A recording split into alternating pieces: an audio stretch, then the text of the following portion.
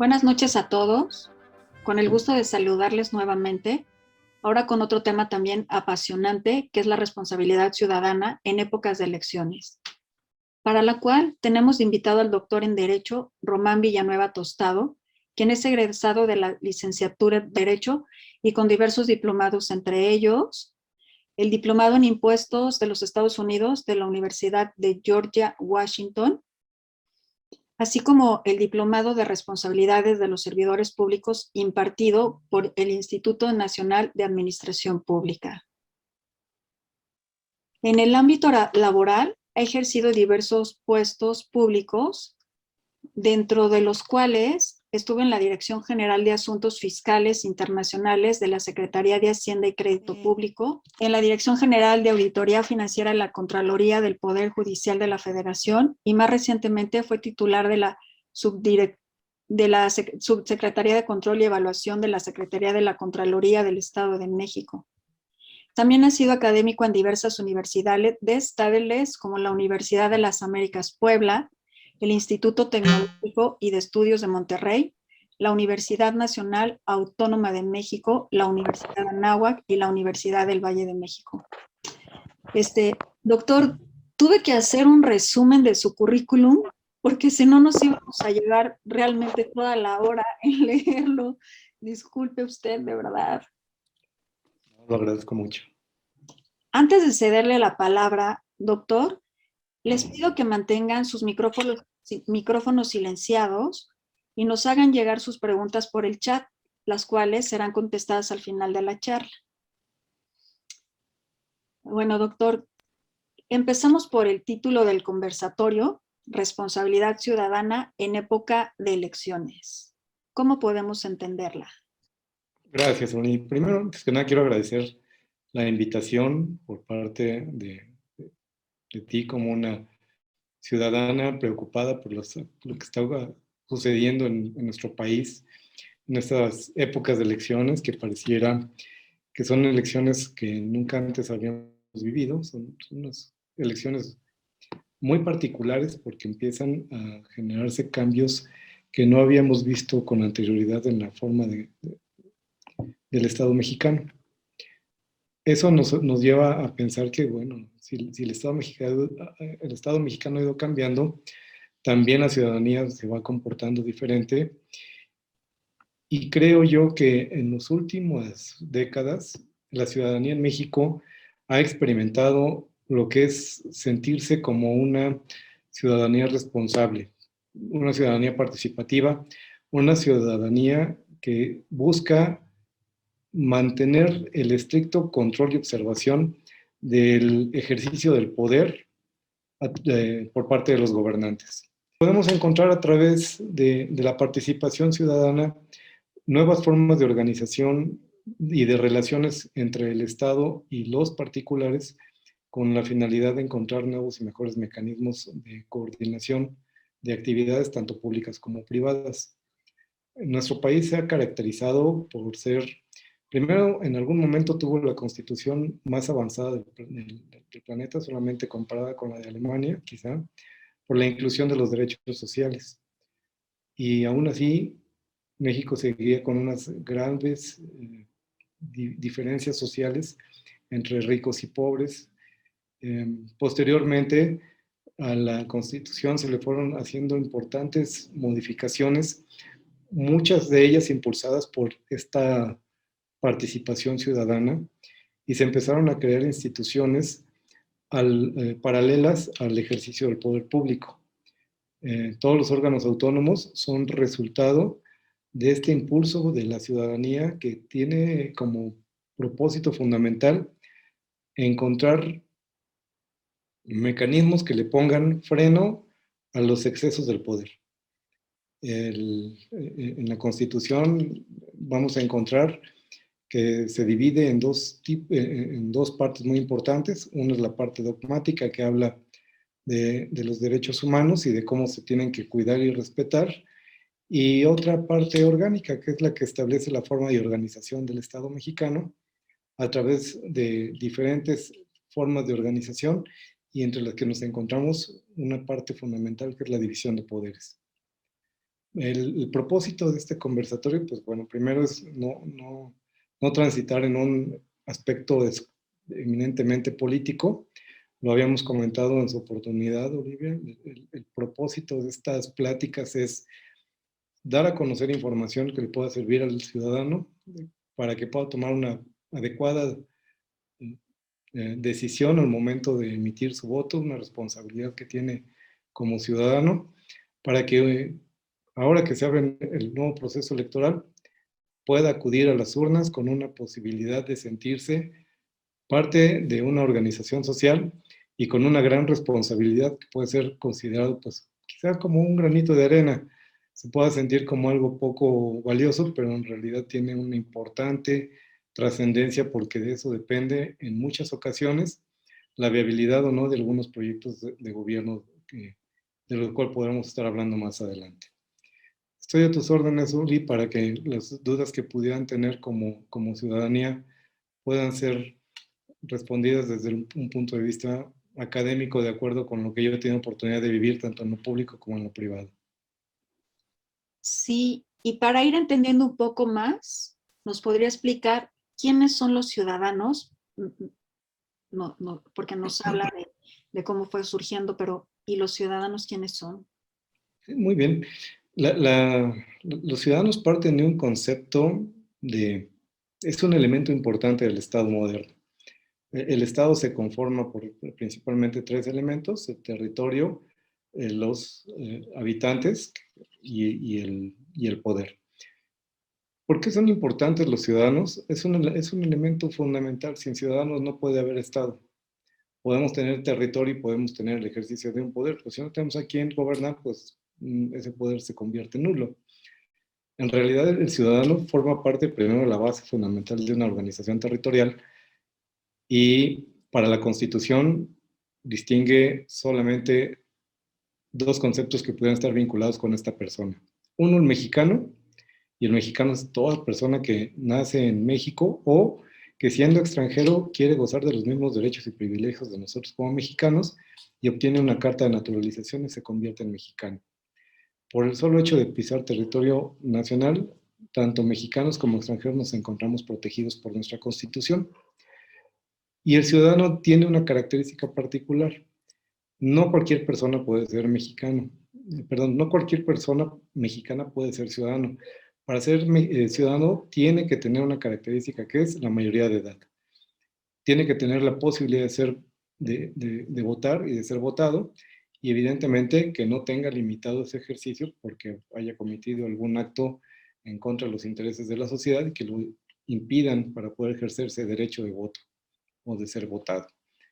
Es una prerrogativa que le concede la Constitución y que nos da la capacidad de poder elegir a nuestros representantes. Gracias, doctor. Ahora, ¿nos podría decir entonces qué es la democracia? O sea, ya nos habló de qué es ser ciudadano y entonces queremos saber, ¿democracia? La democracia es un sistema de participación en el que nos permite, a través del ejercicio del sufragio universal o del voto, poder elegir a nuestros representantes. Los representantes que a su vez serán los que pues, determinen cuál fue la voluntad de la mayoría para llevar esa voluntad a la determinación y la creación de leyes que tienen como propósito el bien común. A través de la democracia se pueden conocer diferentes formas de organización de diferentes tipos de gobierno, porque es la representación de la mayoría la que lleva a identificar quiénes van a ser los que van a ejercer el poder.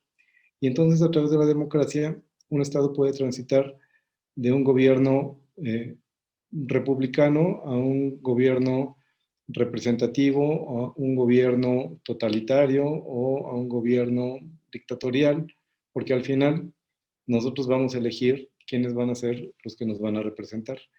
Y a través de esta representación son los gobernantes los que a través de la aplicación de la ley van a establecer la forma de gobierno. Nosotros participamos mucho en esta democracia a través de nuestro voto, ¿así es? Es la única forma que conocemos actualmente de participar y de poder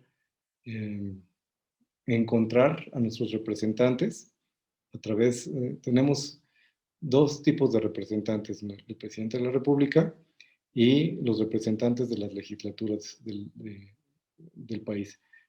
A su vez, la legislatura tiene dos tipos de representación.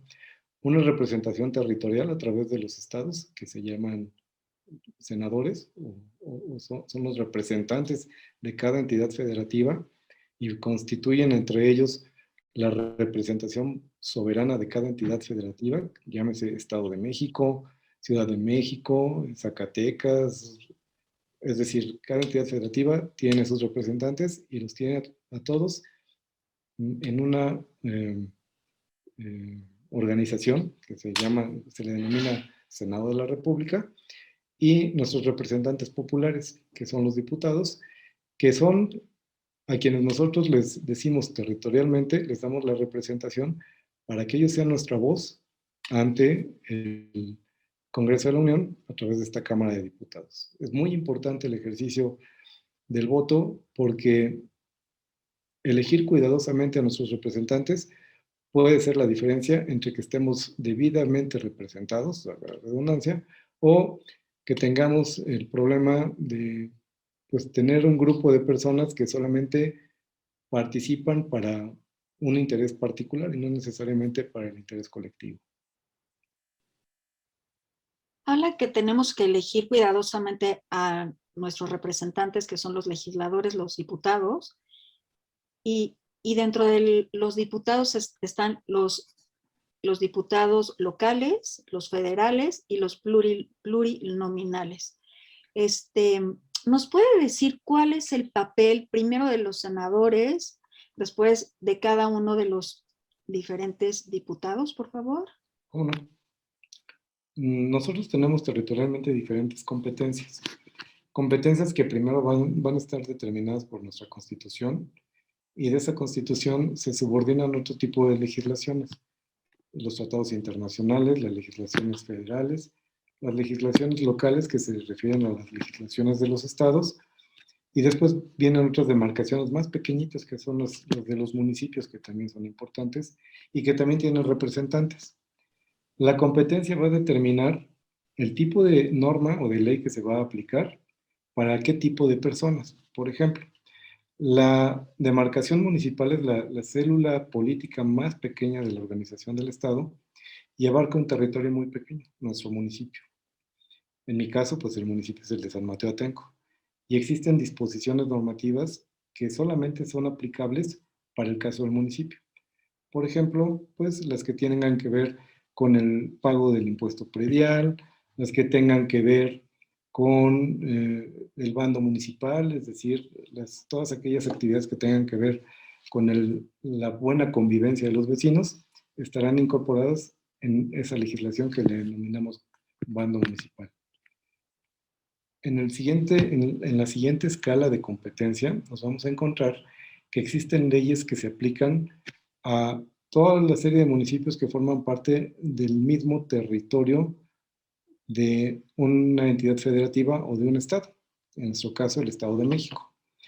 Existe un poder legislativo local que es el encargado de emitir las leyes que se le van a aplicar a la entidad federativa denominada Estado de México. La principal característica que tiene que respetar es que esa ley tiene que estar alineada a lo que prevea la Constitución. No puede ir más allá de la Constitución Federal y tampoco puede contravenirla.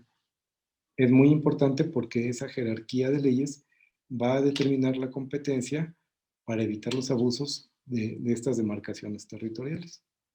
Y finalmente, como todas las entidades federativas formamos parte de una forma de organización que le denominamos federalismo, el federalismo indica o implica que nosotros hemos cedido como entes locales, como entidades federativas, una parte de nuestra soberanía para que sea regulada por un órgano superior, que es la Federación, a través del Presidente de la República, el Congreso de la Unión a través de los diputados federales y los senadores como representantes de todas las entidades federativas, y un tercer poder que también sirve de contrapeso al que le denominamos Suprema Corte de Justicia de la Nación.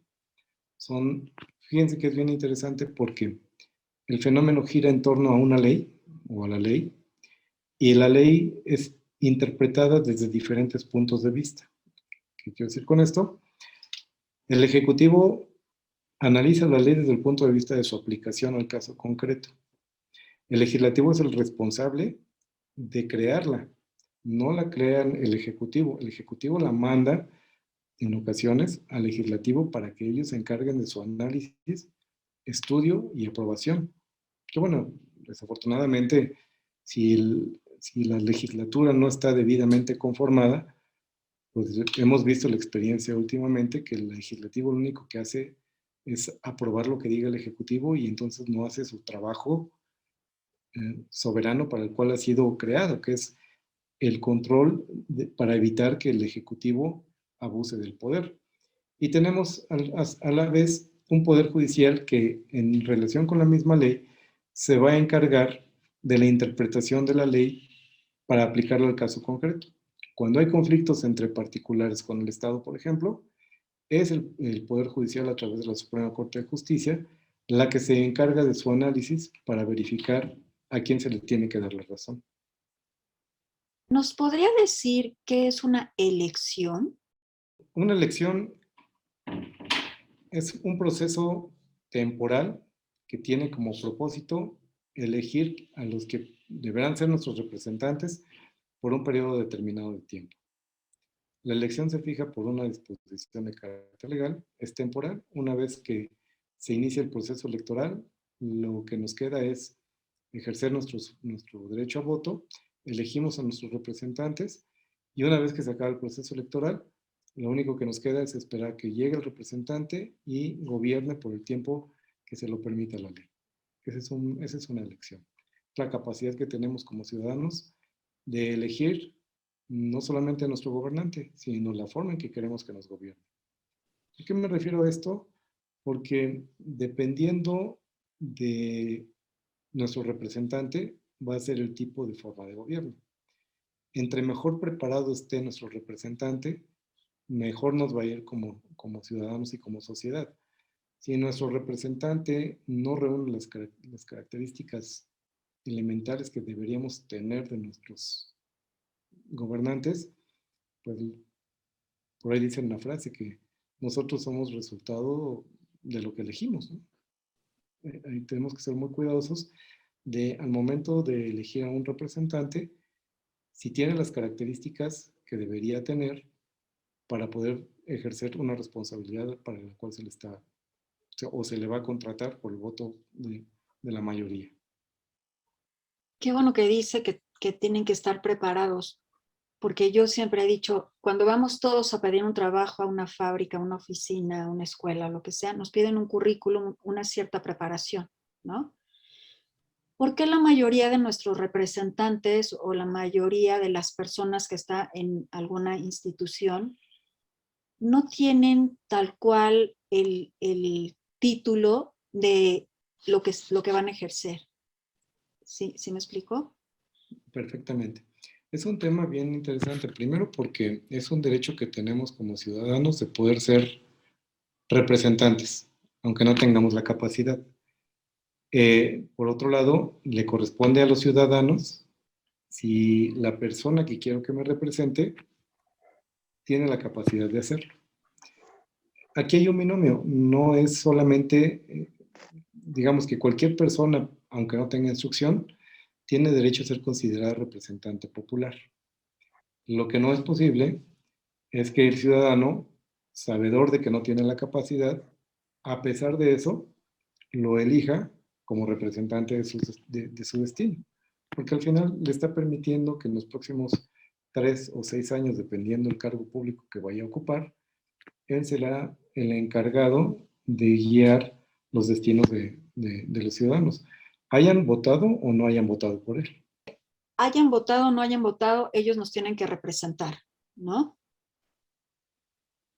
Pero, híjole, es que no me quiero meter como en terreno muy pantanoso, pero ¿por qué hay gente que no tiene la preparación y nos está representando? Eh, como futbolistas, cantantes, como, ¿por qué? ¿Por qué hemos llegado a ese punto? ¿Sí me explico?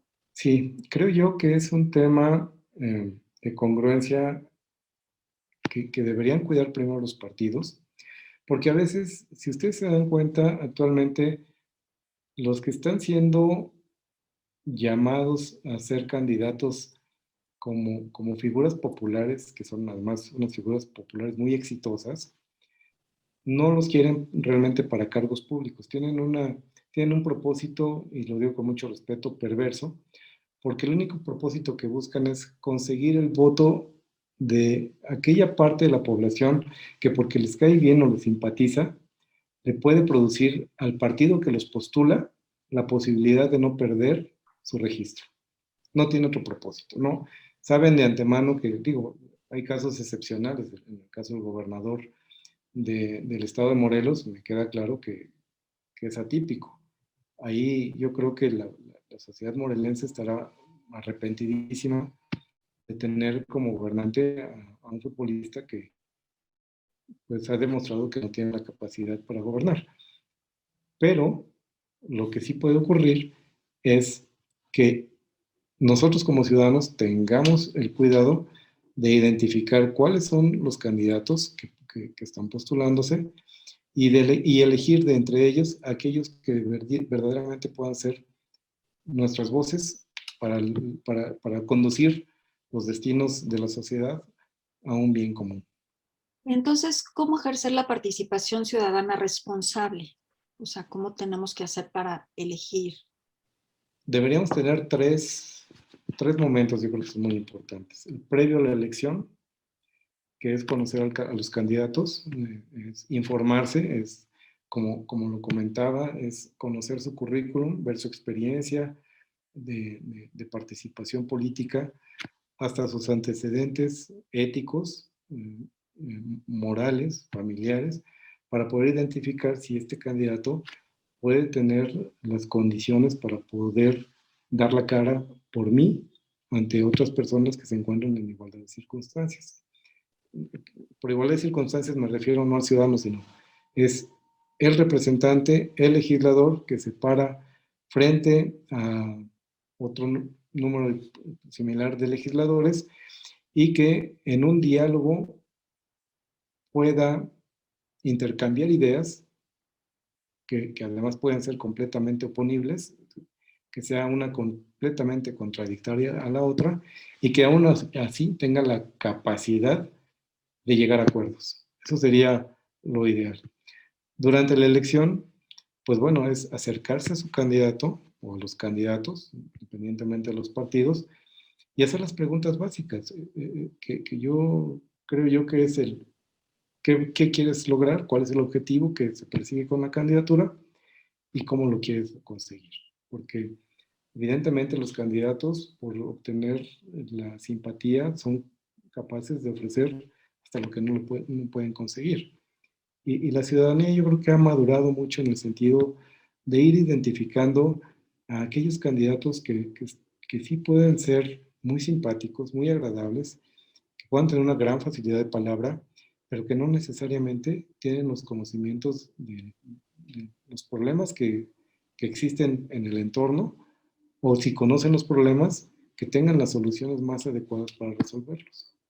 Esa sería la participación ciudadana durante el proceso electoral y evidentemente no se puede quedar ahí. Una vez que ha sido seleccionado el candidato, también puede válidamente el ciudadano solicitar la rendición de cuentas. Y hay muchas formas de obtener la rendición de cuentas, desde a través del ejercicio del derecho a la información que nos permite la Constitución, preguntarle a los servidores públicos lo que queramos y en el momento en que queramos, hasta, pues bueno, las diferentes organizaciones civiles que se han ido creando con la intención de ir evaluando el desempeño de cada una de las funciones del Estado. Pues nos vamos a encontrar importantes organizaciones sociales que han ido estableciendo límites a los abusos del ejercicio del poder. Yo creo que esa es la participación democrática ciudadana más efectiva que puede haber. Se oye muy padre como ir y preguntarles, ¿no? pero la verdad eso no está tan fácil. O sea, ¿cómo de veras nos acercamos? Es más, hasta nos preguntan, hay mucha gente que dice, voy a ir a cancelar mi voto porque ningún candidato me representa. ¿Qué pasa con esos votos cancelados? No, no, El perdón. voto cancelado más útil es el que se deja en la urna. Hay muchas formas de anular un voto. Se puede tachar completamente la boleta. Se puede incluso poner una leyenda de no, no me gusta la democracia. Lo más importante es que haya una expresión del ciudadano para que la autoridad se dé cuenta de que no está haciendo las cosas de manera correcta. Yo no soy de las personas que piensa que estando en mi casa es la mejor forma de protestar contra una forma de gobierno. Creo yo que la experiencia en las últimas elecciones nos deja claro que fue la participación ciudadana la que le quiso dejar al Estado un mensaje claro de que no estaba de acuerdo con la forma en que se estaba gobernando. Esa sigue siendo la herramienta más eficaz que tenemos como ciudadanos para seguir insistiendo en que los gobernantes tienen un compromiso primero con la sociedad y que es la sociedad la que se encarga de evaluarlos a través del ejercicio del voto. Sí, la verdad es que me quedo pensando que todo se oye como muy lindo, pero en la realidad los ciudadanos nos sentimos como atados de mano. O sea, ya fuimos, ya votamos, ya te dijimos así no lo queremos, ¿no? Pero no pasa nada y quienes terminamos con ese castigo de votos somos nosotros, ¿no? Los ciudadanos. Entonces, ¿cómo se relaciona realmente el Estado con el ciudadano? ¿Cómo es esta relación? Es una relación permanente, tiene que ser de respeto. Creo yo que últimamente se ha ido perdiendo esa relación de respeto porque en algún momento se ha considerado como que el ciudadano no importa, o no participa o pues tampoco tiene voz y su voto es inútil. No es así. Siendo México realmente un país joven, porque a partir de nuestra vida independiente hemos hecho grandes logros y creo que los más importantes los hemos visto en los últimos 30 años quizá, que tienen que ver con la creación de instituciones alternativas paralelas a los poderes que ya había mencionado. ¿A qué me refiero? A los entes autónomos. El Instituto Nacional Electoral, el Banco de México, la Comisión de Derechos Humanos, estas entidades que han sido creadas por la participación y el impulso de parte de los ciudadanos que han ido buscando acotar los abusos por parte del Poder Ejecutivo. Desafortunadamente, pues bueno, ahorita lo que estamos viendo es al revés, ¿no? Son tan incómodas para el Ejecutivo que ahorita lo que está ocurriendo son relaciones que tienen como propósito minarlas, atacarlas o desprestigiarlas, siendo que son realmente conquistas ciudadanas. El Instituto Nacional Electoral, bueno, ustedes recordarán, no hace muchos años, era la Secretaría de Gobernación la que se encargaba de regular las elecciones. Y nosotros ya sabíamos de antemano quién iba a ganar, porque pues, sabíamos de prácticas que eran muy comunes, ¿no?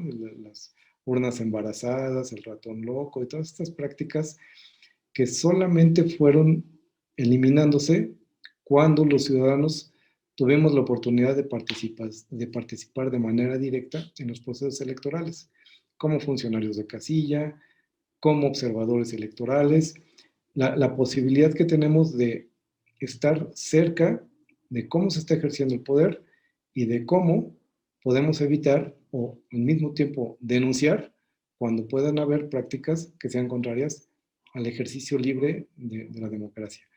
Puede ser que no nos guste el resultado de las elecciones, pero tenemos que ser respetuosos porque al final fue la mayoría la que decidió esa forma de gobierno. ¿Qué puede ocurrir? Que si a lo largo del tiempo el gobierno salió lo que no teníamos considerado o que no nos habían ofrecido, iba a ser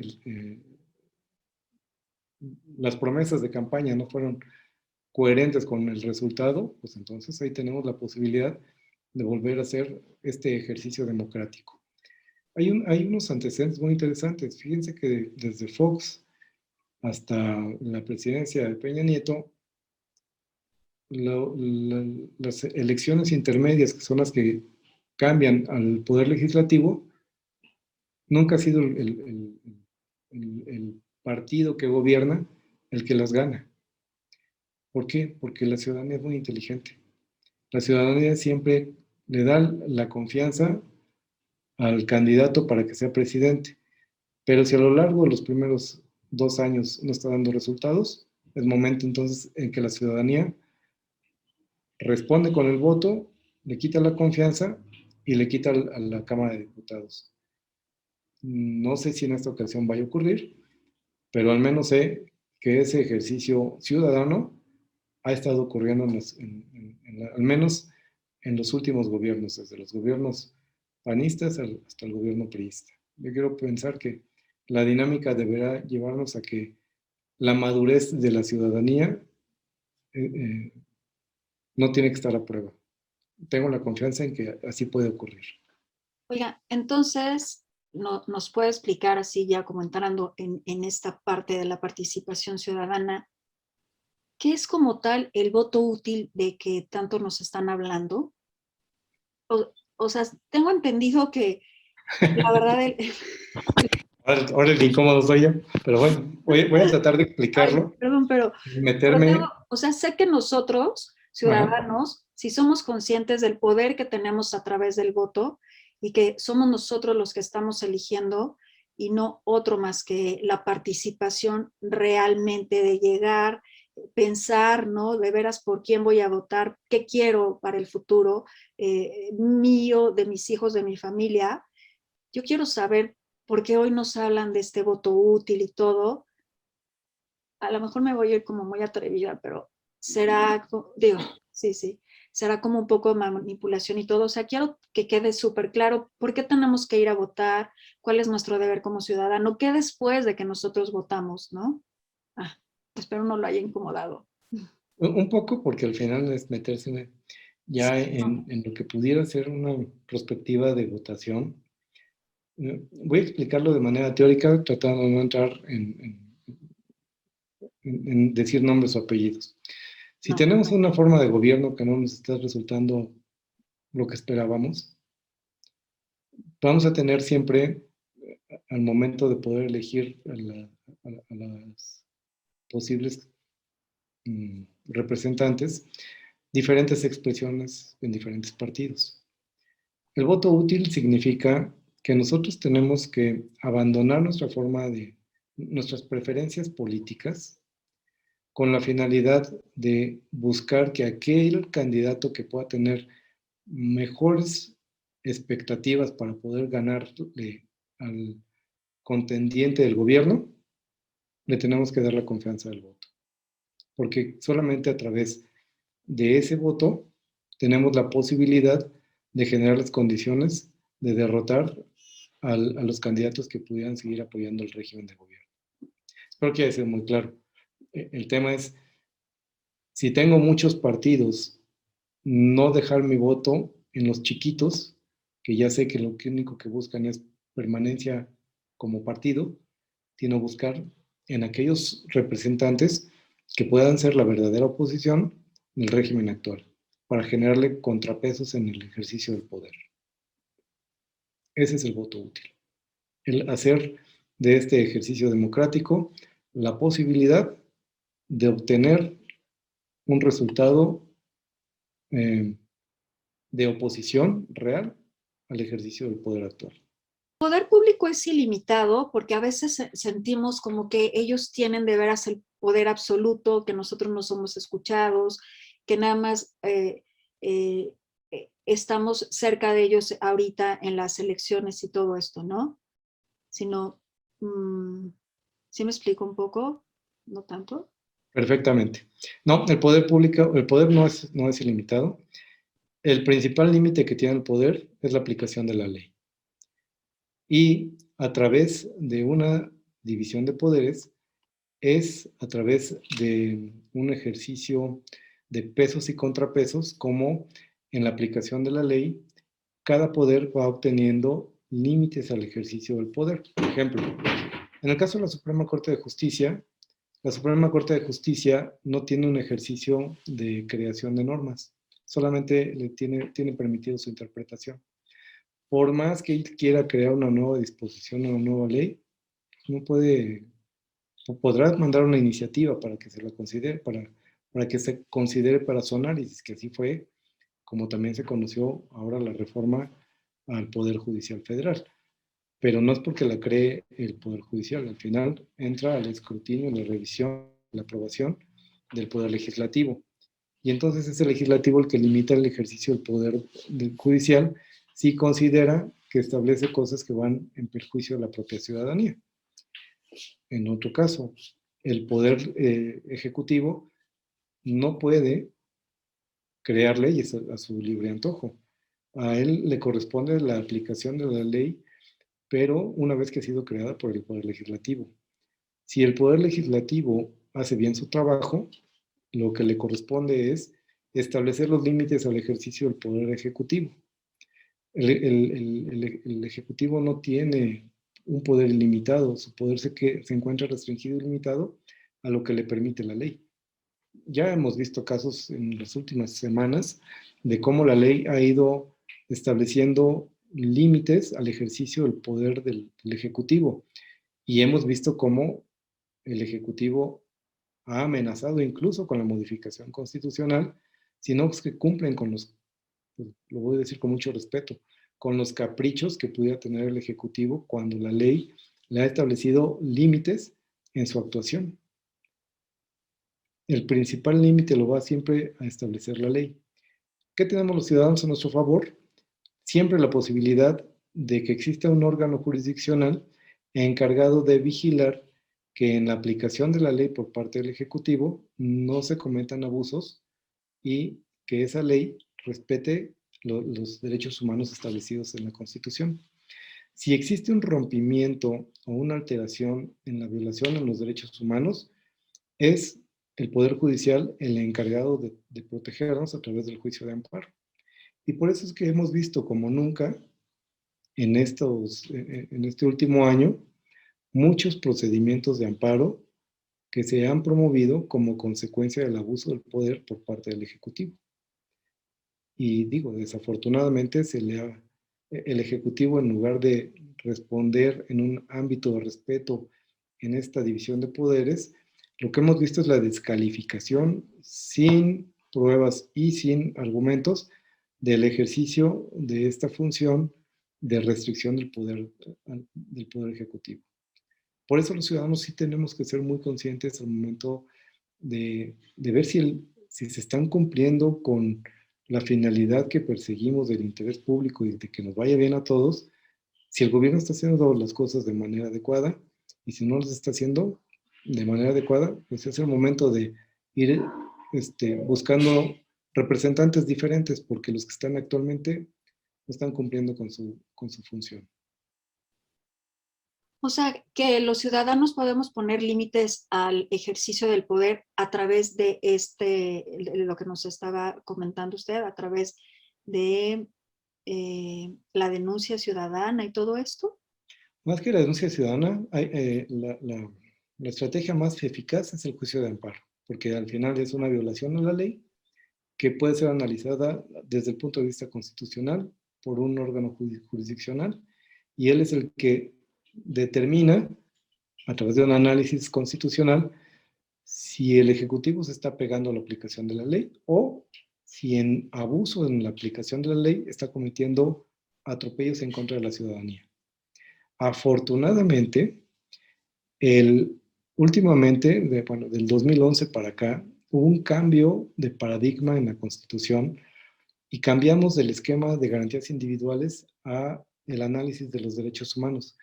Técnicamente es mucho más avanzado, es mucho más protector de los ciudadanos y nos permite, a su vez, pues esa protección que ahora estamos viendo. Por ejemplo, en el caso de la Comisión Federal de Electricidad y seguramente en breve en la Ley de Hidrocarburos, que se han querido cometer atropellos en contra de derechos ya reconocidos en legislaciones anteriores, pero pues con esta idea del poder absoluto, pues han estado cometiendo algunos atropellos y ha sido necesario entrar a través del juicio de amparo a establecer límites al ejercicio de este poder abusivo por parte del titular del Ejecutivo.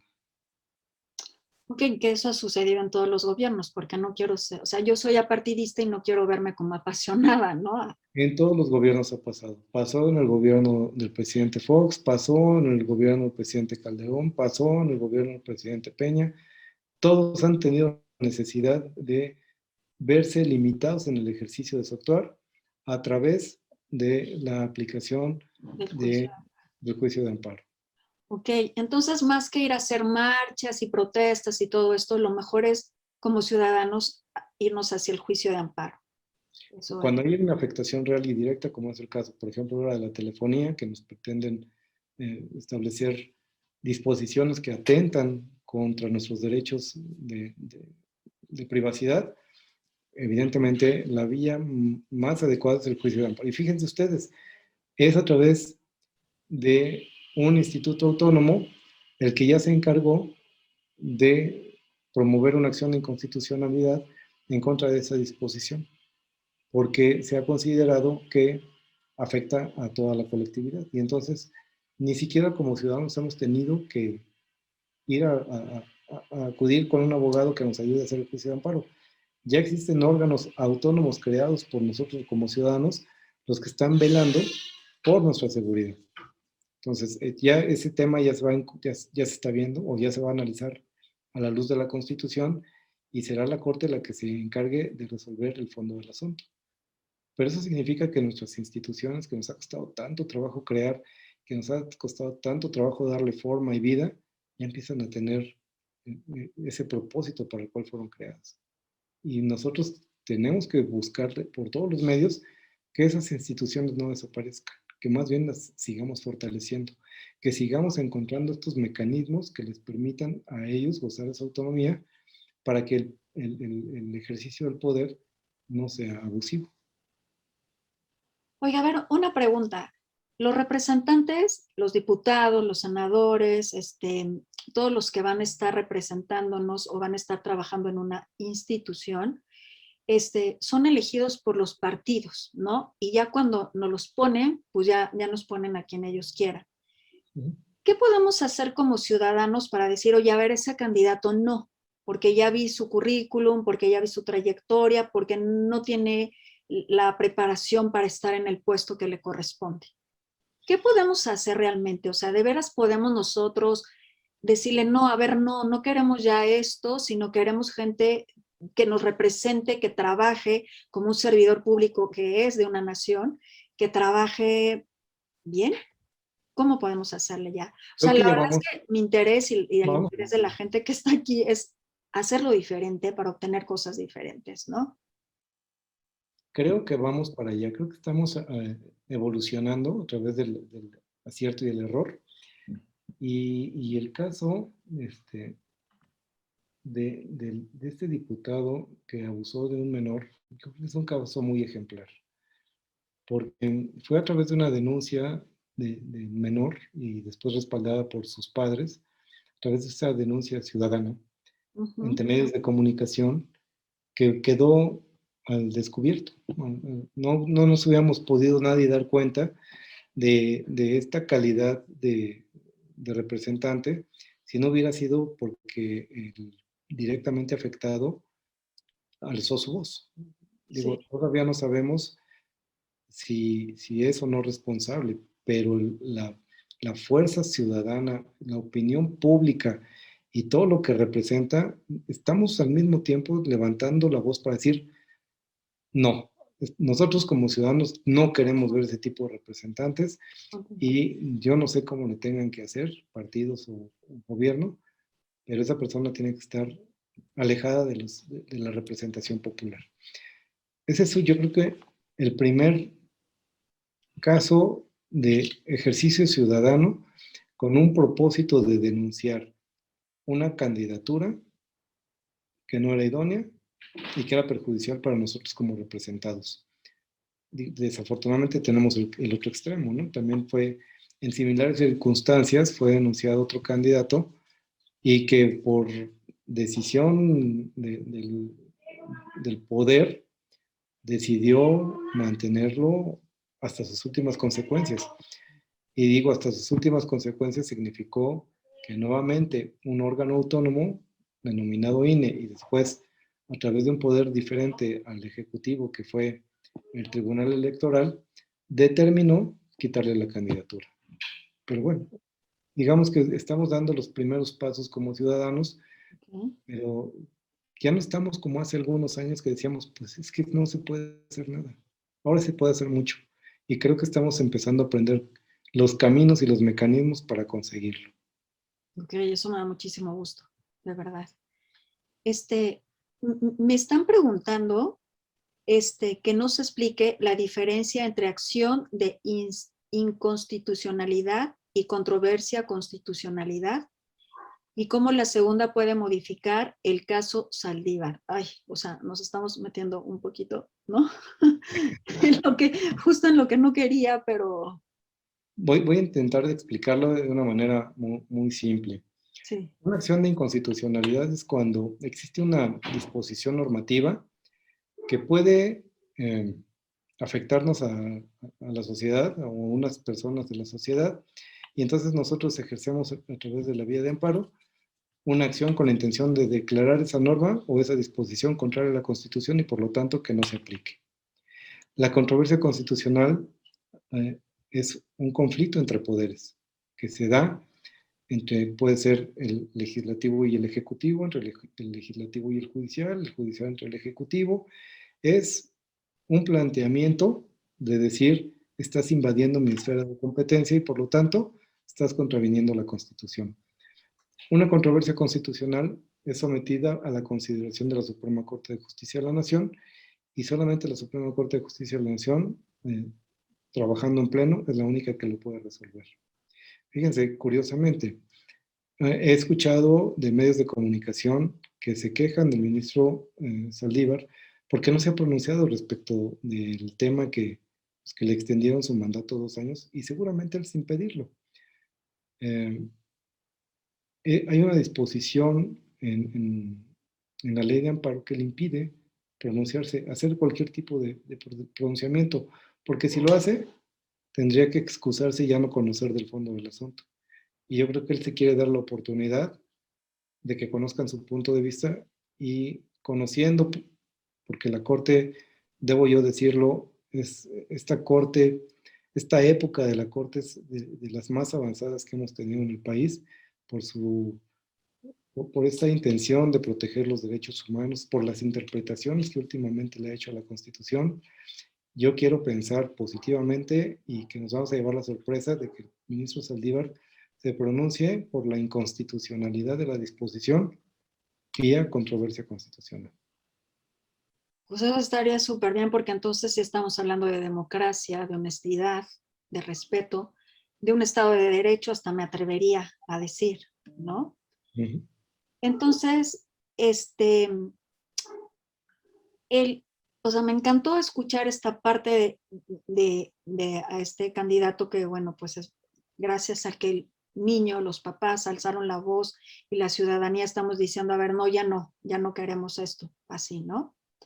Eso está súper bien y que lo estemos haciendo como ciudadanos. Pero de veras nuestra participación ciudadana es solo ir, votar, hoy más consciente, ¿no? Sabiendo que tengo que cuestionar quién me va a representar, ¿no? Ya no así nada más quedándome.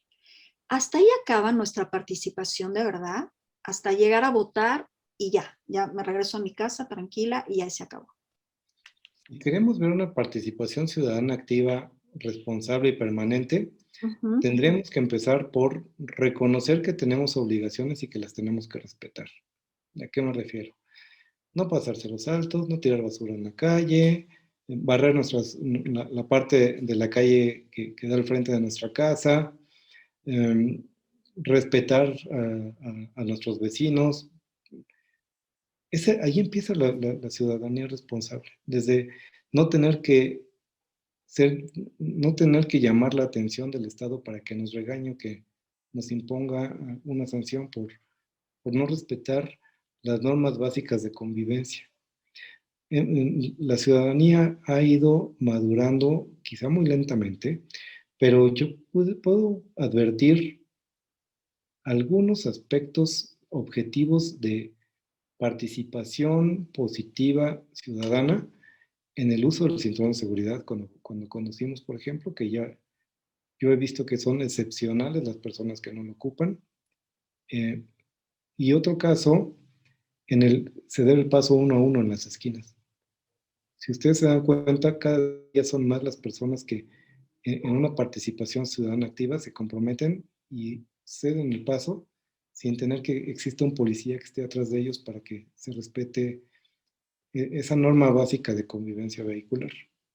Esa es la mejor forma de entender una ciudadanía participativa activa permanente. Es, si no estoy de acuerdo con la forma de gobierno, voy a ser un ciudadano pasivo ante la ley, es decir, la voy a respetar, pero en cuanto tenga la oportunidad de cambiar el régimen de gobierno, participaré para que así sea. Para que yo, de ser una minoría, me convierta en una mayoría que quiera que su voz sea escuchada. Porque, bueno, afortunada o desafortunadamente, yo creo que pensar afortunadamente, siempre que hay un cambio de gobierno, hay un impulso de desarrollo, para bien o para mal. A veces no estamos muy de acuerdo con los resultados porque quisiéramos verlos más rápido, pero siempre una forma de administración diferente nos lleva a hacer un análisis retrospectivo para ver qué es lo que hemos estado haciendo bien y mejorarlo, y qué hemos estado haciendo mal y cambiarlo. Y no hay manera de hacerlo más que con el cambio de administraciones. Y a veces estaremos entre la mayoría que votó por ese cambio, pero a veces nos tocará ser la minoría. Y cuando seamos la minoría, pues no significa que seamos ciudadanos de segunda o diferentes. Lo único que ocurre es que tendremos que esperar a que se nos presente una nueva oportunidad para tratar de convertirnos en una mayoría diferente. Oye, ya hace poco leí algo ahorita que dice, nos tendremos que esperar, ¿no? En la política una vez se gana y una vez se pierde, y realmente los adversarios no tienen por qué ser enemigos. Y esta frase me encantó porque creo que en lugar de vernos gobierno y ciudadanos como enemigos o seguirnos dividiendo como ciudadanos, necesitamos a través de la información, una información real, verídica, con conocimiento de causa y todo, pues darnos la mano para empezar a llevar a nuestro país desde el respeto, ¿no? Lo que usted acaba de decir, que yo a veces soy muy rebelde hacia mis gobernantes, he de confesar, ¿no? El respeto hacia quien está hoy gobernando, darles la oportunidad y a los 2 años, como ahorita está sucediendo, decir, a ver, así no queremos, así no, te dimos la oportunidad de llevarlo a cabo, pero no lo estás, creo que no nos entendiste de una forma pacífica, como es el ir y votar, el explicarle a las personas la importancia que es nuestra participación ciudadana en el voto, el poder que tenemos a través de él, ¿no? Así es. Uh-huh. Oli, Uh-huh. ha transcurrido la hora que teníamos programada para nuestra reunión. Exacto, Creo que se van a quedar muchas cosas pendientes. Me exacto. encantaría tener la oportunidad de conversar nuevamente, tener este tipo de reuniones, Sí, porque nos enriquecen a todos.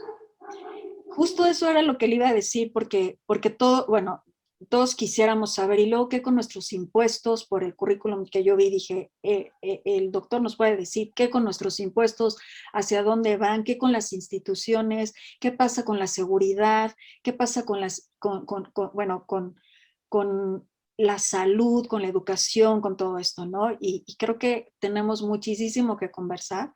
Yo quiero darle las gracias. Ha sido una charla ilustrativa. Le he de confesar que hay como términos que me encantaría que fueran como un poquito más dirigidos hacia nosotros, porque hay términos que digo, explíquemelo un poquito más, pero tenemos muy poco tiempo. Y como dice, tenemos muchos temas que abordar, entonces estaremos en una segunda plática, ojalá todos nos vuelvan a acompañar para seguir hablando sobre estos temas tan enriquecedores, doctor. Le agradezco muchísimo su tiempo. Sé que es una persona súper, súper ocupada, de verdad.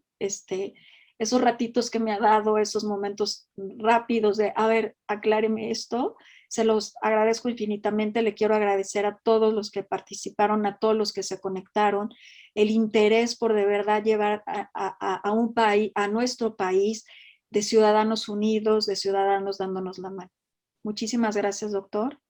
Muchísimas gracias a todos los que están aquí y que tengan una buena noche.